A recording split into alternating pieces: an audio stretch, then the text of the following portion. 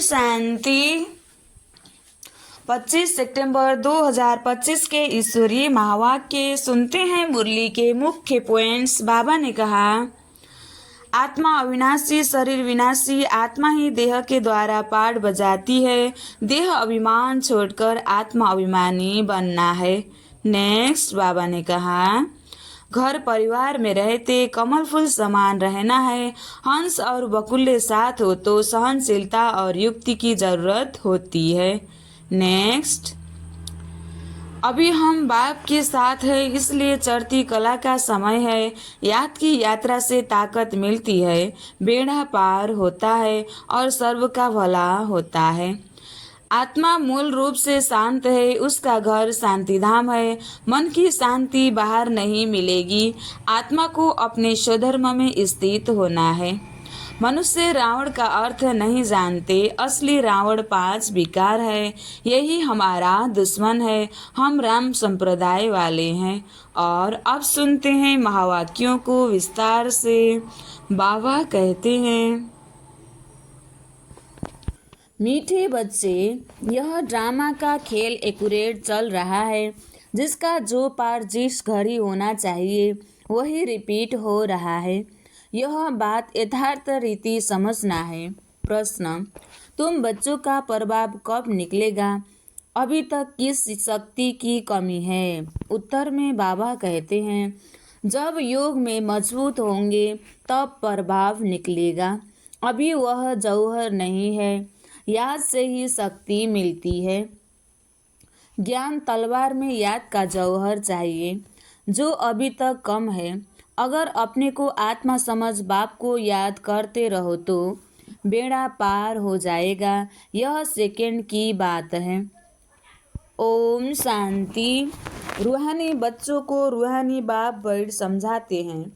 रूहानी बाप एक को ही कहा जाता है, बाकी सब है आत्माएं। उनको परम आत्मा कहा जाता है। बाप कहते हैं, मैं भी हूँ आत्मा, परंतु मैं परम सुप्रीम सत्य हूँ। मैं ही पतित पावन ज्ञान का सागर हूँ। बाप कहते हैं, मैं आता ही हूँ भारत में बच्चों को विश्व का मालिक बनाने। तुम ही मालिक थे ना, अब स्मृति आई है। बच्चों को स्मृति दिलाते हैं, तुम पहले सतयुग में आए, फिर पाठ बजाते 84 जन्म भोग अब पिछाड़ी में आ गए हो। तुम अपने को आत्मा समझो। आत्मा अविनाशी है, शरीर विनाशी है। आत्मा ही देह के साथ आत्माओं से बात करती है। आत्मा अभिमानी हो करके नहीं रहते हैं तो जरूर देह अभिमान है। मैं आत्मा हूँ यह सब भूल गए हैं। कहते भी हैं पाप आत्मा, पुण्य आत्मा, महान आत्मा। वह फिर परमात्मा तो बन नहीं सकते। कोई भी अपने को शिव कह न सके। शरीरों के शिव नाम तो बहुतों के हैं। आत्मा जब शरीर में प्रवेश करती है तो नाम पड़ता है, क्योंकि शरीर से ही पाठ बजाना होता है। तो मनुष्य फिर शरीर के भान में आ जाते हैं। मैं फलाना हूँ। अभी समझते हैं, हाँ मैं फलाना, मैं आत्मा हूँ। हमने 84 का पाठ बजाया है। अभी हम आत्मा को जान गया हूँ। हम आत्मा सतप्रधान थी, फिर अभी तम प्रधान बनी हूँ। बाप आते ही तब है जब सब आत्माओं पर कट लगी हुई है। जैसे सोने में खाद पड़ती है ना। तुम पहले सच्चा सोना हो, फिर चांदी तावा लोहा पकड़कर तुम बिल्कुल काले हो गए हो। यह बात और कोई समझा न सके। सब कह देते हैं आत्मा निर्लेप है। खाद कैसे पड़ती है यह भी बाप ने समझाया है। बच्चों को बाप कहते हैं, मैं आता ही भारत में हूँ। जब बिल्कुल तम प्रधान बन जाते हैं तब आता हूँ एक्यूरेट टाइम पर आते हैं। जैसे ड्रामा में एक्यूरेट खेल चलता है ना, जो पार्ट जिस घड़ी होना होगा उस समय फिर रिपीट होगा। उसमें जरा भी फर्क पड़ नहीं सकता। वह है हद का ड्रामा, यह है बेहद का ड्रामा। यह सब बहुत महीन समझने की बातें हैं। बाप कहते हैं, तुम्हारा जो पाठ बजा वह ड्रामा अनुसार कोई भी मनुष्य मात्र न रचयिता को न रचना के आदि मध्य अंत को जानते हैं। ऋषि मुनि भी नेति नेति करते गए। और तुमसे कोई पूछे रचयिता और रचना के आदि मध्य अंत को जानते हो, तो तुम झट कहेंगे हाँ, सो भी तुम सिर्फ अभी ही जान सकते हो, फिर कभी नहीं। बाबा ने समझाया है, तुम ये मुझ रचयिता और रचना के आदि मध्य अंत को जानते हो। अच्छा, यह लक्ष्मी नारायण का राज्य कब होगा, यह जानते होंगे नहीं। इतने इनमें कोई ज्ञान नहीं, यह जानते होंगे नहीं, इनमें कोई ज्ञान नहीं। यह तो वंडर है। तुम कहते हो हमारे में ज्ञान है, यह भी तुम समझते हो। बाप का पाठ ही एक बार का है। तुम्हारी एम ऑब्जेक्ट ही यह लक्ष्मी नारायण बनने की है। बिन गए फिर तुम्हारी एम ऑब्जेक्ट ही यह लक्ष्मी नारायण बनना है, फिर तो पढ़ाई की दरकार ही नहीं रहेगी। फिर लक्ष्मी नारायण बन गए तो सतयुग में पढ़ाई की दरकार ही नहीं रहेगी। बैरिस्टर बन गया सो बन गया। बाप जो पढ़ाने वाला है उनको याद तो करना चाहिए ना। तुमको सब सहज कर दिया है। बाबा बार बार तुम्हें कहते हैं, पहले अपने को आत्मा समझो। मैं बाबा का हूँ। पहले तुम नास्तिक थे, अभी आस्तिक बने हो। इन लक्ष्मी नारायण ने भी आस्तिक बनकर ही यह वर्षा लिया है जो अभी तुम ले रहे हो। अभी तुम आस्तिक बन रहे हो। आस्तिक नास्तिक यह अक्षर इस समय के है, वहाँ यह अक्षर नहीं। पूछने की बात ही नहीं रह सकती। यहाँ प्रश्न उठते हैं तब तो पूछते हैं। रस्ता और रचना को जानते हो तो कह देते नहीं। बापी आकर अपना परिचय देते हैं और रचना की आदि मध्य अंत का राज समझाते हैं। बाप है बेहद का मालिक। रास्ता बच्चों को समझाया गया है और धर्म स्थापक भी यहाँ जरूर आते हैं। तुमको साक्षात्कार कराया था। इब्राहिम क्राइस्ट आदि कैसे आते हैं, वह तो पिछाड़ी में जब बहुत आवाज़ निकलेगा तब आएंगे। बाप कहते हैं, बच्चे देह सहित देह के सब धर्मों को त्याग मुझे याद करो। अभी तुम सम्मुख बैठे हो।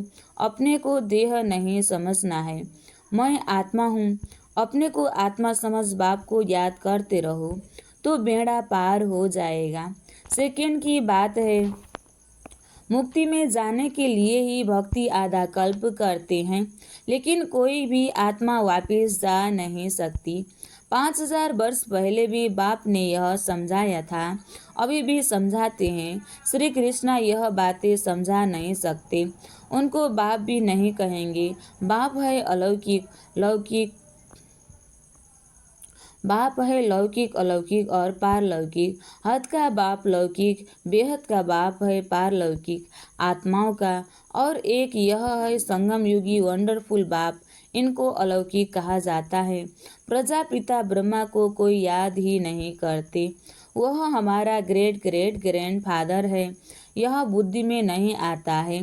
कहते भी हैं आदि देव एडम, परंतु कहने मात्र। मंदिरों में भी आदि देव का चित्र है ना। तुम वहाँ जाएंगे तो समझेंगे यह तो हमारा यादगार है।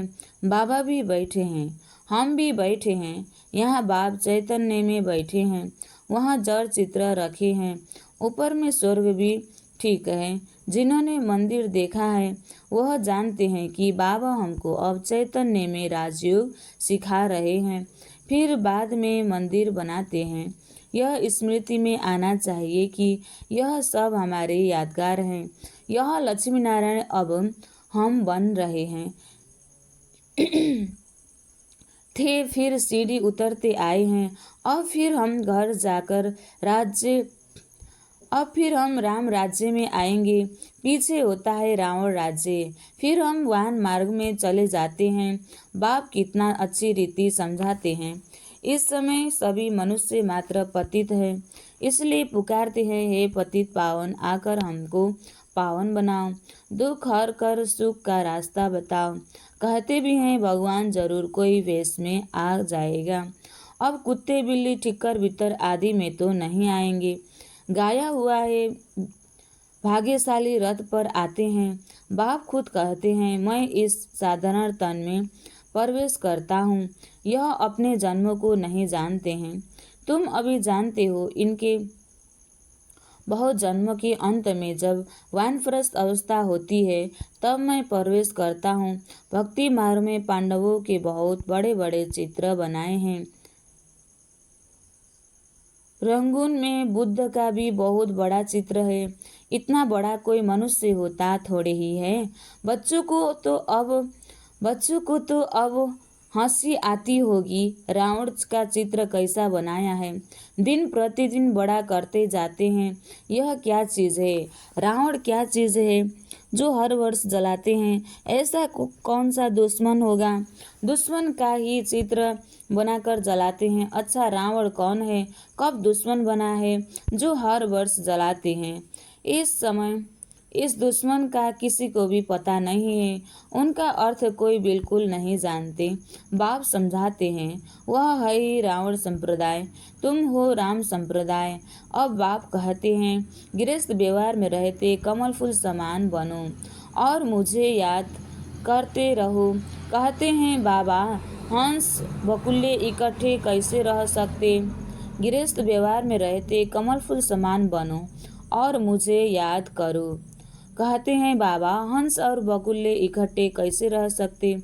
खिटखिट होती है तो जरूर होगा, सहन करना पड़ेगा। इसमें बड़ी युक्तियाँ भी है। बाप को कहा जाता है राजू रमबाज। सब उनको याद करते हैं ना। हे भगवान दुख हरो, रहम करो, लिबरेट करो। वो लिबरेटर हे भगवान दुख हरो, रहम करो, लिबरेट करो। वे लिबरेटर बाप सबका एक ही है। तुम्हारे पास कोई भी आते हैं तो उनको अलग अलग समझाओ।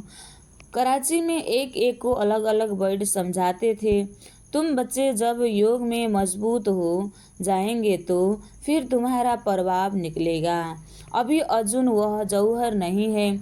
याद से शक्ति मिलती है, पढ़ाई से शक्ति नहीं मिलती है। ज्ञान तलवार है, उसमें याद का जौहर भरना है, वह शक्ति कम है। बाप रोज कहते रहते हैं बच्चे याद की यात्रा में रहने से तुमको ताकत मिलेगी। पढ़ाई में इतनी ताकत नहीं है। याद से तुम सारे विश्व के मालिक बनते हो। तुम अपने लिए ही सब कुछ करते हो। बहुत आए फिर गए। माया भी दुस्तर है। बहुत नहीं आते हैं। कहते हैं ज्ञान तो बहुत अच्छा है, खुशी भी होती है। बाहर गया खलास, जरा भी ठहरने नहीं देती। कोई कोई को बहुत खुशी होती है। ओह अब बाबा आए हैं, हम तो चले अपने सुखधाम। बाप कहते हैं अभी पूरी राजधानी स्थापन ही कहाँ हुई है। तुम इस समय हो ईश्वरीय संतान, फिर होंगे देवताएं। डिग्री कम हो गई ना। मीटर में पॉइंट होती है, इतनी पॉइंट कम। तुम अभी एकदम ऊंच बनते हो, फिर कम होते होते नीचे आ जाते हो। सीढ़ी नीचे उतरना ही है। अब तुम्हारी बुद्धि में सीढ़ी का ज्ञान है। चढ़ती कला सर्व का भला, फिर धीरे धीरे उतरती कला होती है।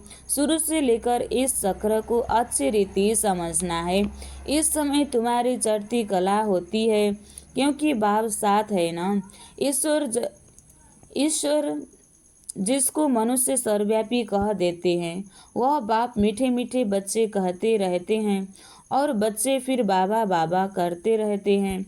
बाबा हमको पढ़ाने आए हैं।